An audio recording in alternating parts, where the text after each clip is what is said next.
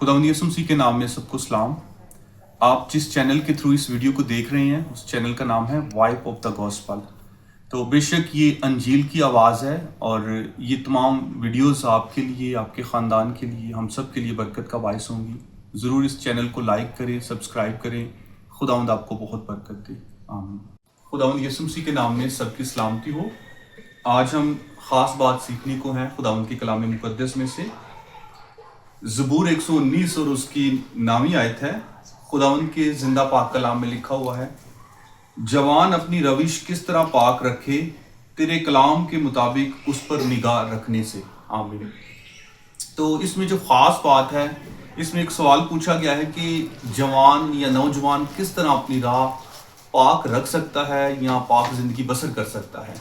तो इसका जवाब भी इसी आयत में मिलता है कि अगर वो खुदा के कलाम पर तवज्जो करे, अगर उसकी ज़िंदगी में खुदावंद के कलाम की अहमियत हो और वो खुदा के कलाम को अव्वल दर्जा दे, इस तौर पे वो अपनी जवानी में, अपनी ज़िंदगी में खुदावंद को इज़्ज़त और जलाल दे सकता है।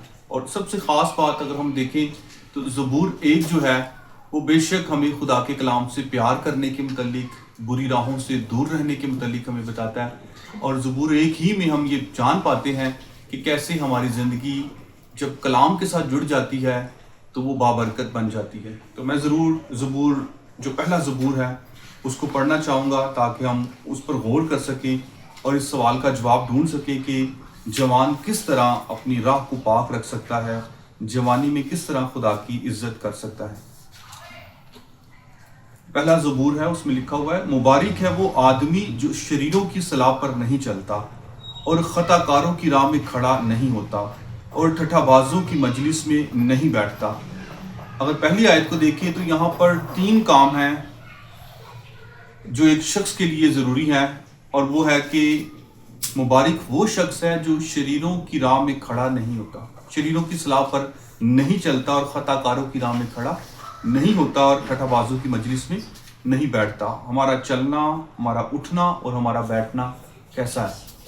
और कलाम इस चीज़ की तालीम देता है कि शरीरों के साथ अगर हमारा उठना बैठना है, चलना फिरना है, और हम भटक सकते हैं, खुदा से दूर जा सकते हैं।